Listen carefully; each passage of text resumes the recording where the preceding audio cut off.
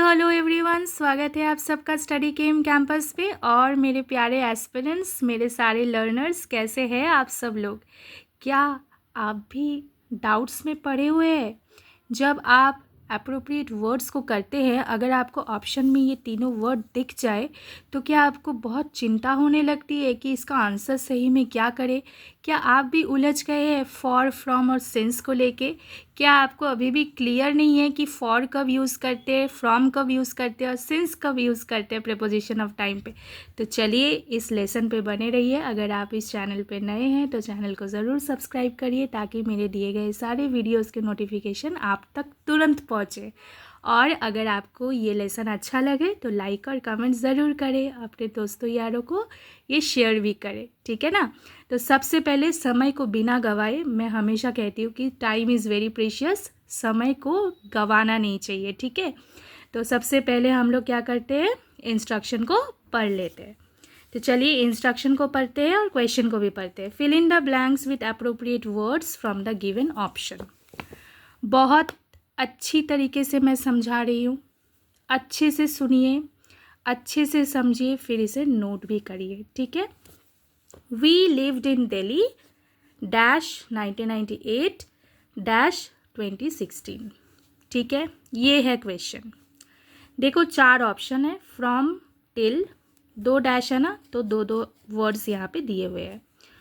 Option B में है from to, सी में है सिंस टू, डी में है सिंस और टिल, ठीक है?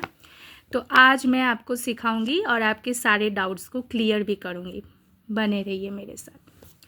ही लिव्ड इन दिल्ली, ठीक है, समझ में आया कि दिल्ली में रहते थे। एक टाइम दे दिया गया, देखो 1998 और 2016, ठीक है? एक टाइम पीरियड दे दिया गया, एक टाइम से शुरू हुआ, दूसरे टाइम को एक्टिविटी ख़त्म हुआ, ठीक है? टेंस क्या है, वर्ब क्या है, देखो रहते थे, ठीक है ना? तो जब ये है एक पॉइंट ऑफ टाइम, अच्छे से समझो, मतलब यहाँ पे इस टाइम से ये जो व्यक्ति है ये दिल्ली पे रहना स्टार्ट किए थे, ठीक है? Point of time. और देखो 2016 तक वो रहे, ठीक है? तो ये क्या बनेगा आंसर, फ्रॉम 1998 टू 2016, ठीक है? सो फ्रॉम और टू, समझ में आया? I hope this is clear. तो ये क्या है, indicating point of time, indicating point of time. Clear हुआ, समझ में आया? आप एक चीज़ याद रखिए, जब फ्रॉम और टू बनता है तब क्या ये पेयरिंग पे बन रहा है, ठीक है?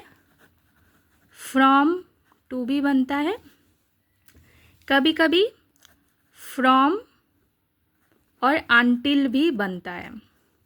याद रखिए, इस चीज़ को नोट ज़रूर करिए, ठीक है? ये इंडिकेट करता है कि इस टाइम पे ये चीज़ एंड हुआ और यहाँ पे ये स्टार्ट हुआ। समझ में आया?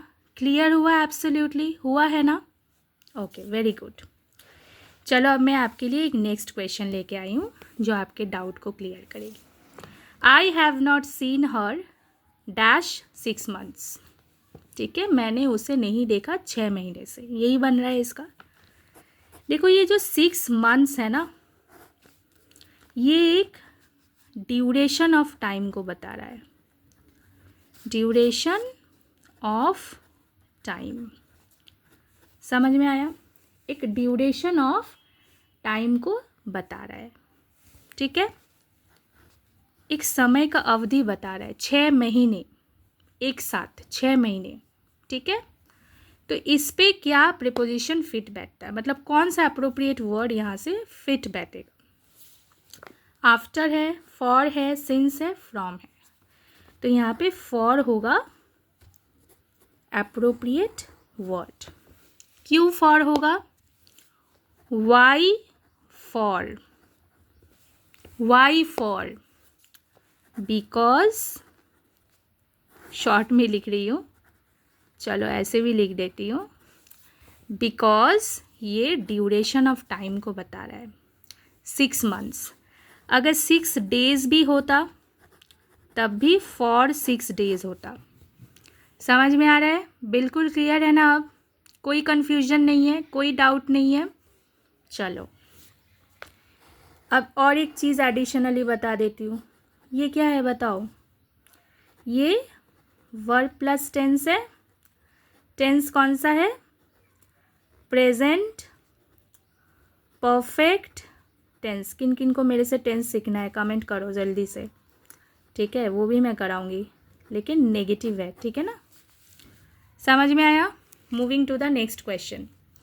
ही has been ill dash 3 days। 3 दिन से इल है। बताओ बताओ इसका आंसर बताओ, बताओ इसका आंसर बताओ, कमेंट पे लिखो। मैं थोड़ा रुकती हूँ, आप आंसर लिखो सबसे पहले। क्या होगा इसका आंसर? क्या होगा इसका आंसर? इल तो है, कितने दिनों से देखो, स्पैन देखो, टाइम स्पैन, टाइम स्पैन, ठीक है? पीरियड ऑफ टाइम बता रहा है, ठीक है?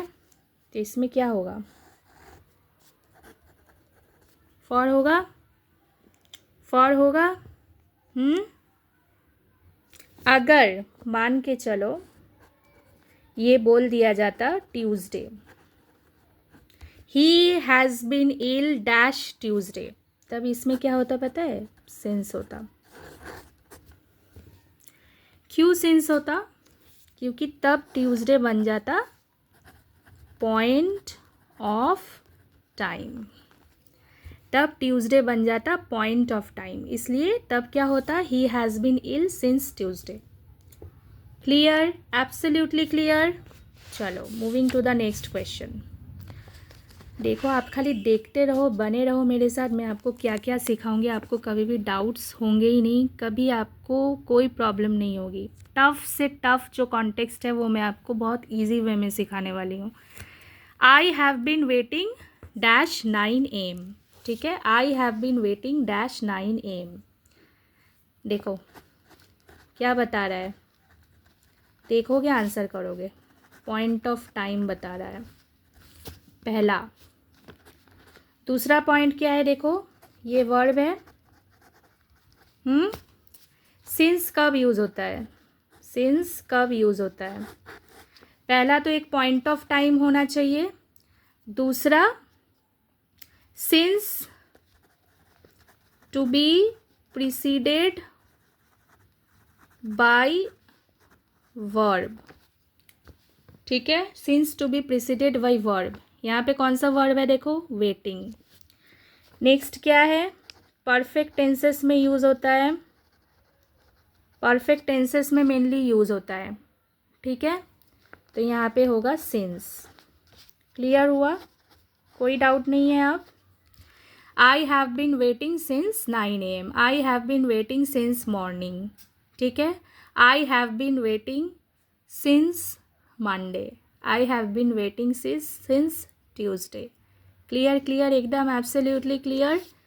ओके चलो नेक्स्ट क्वेश्चन देख लेते हैं। She had arrived dash the event started. देखो एक वर्ब है, ठीक है? स्टार्ट हो गया, उससे पहले पहुंच गए, ठीक है? सिंपल है, यहाँ पे बिफोर होगा, कोई कंफ्यूजन ही नहीं है इसमें।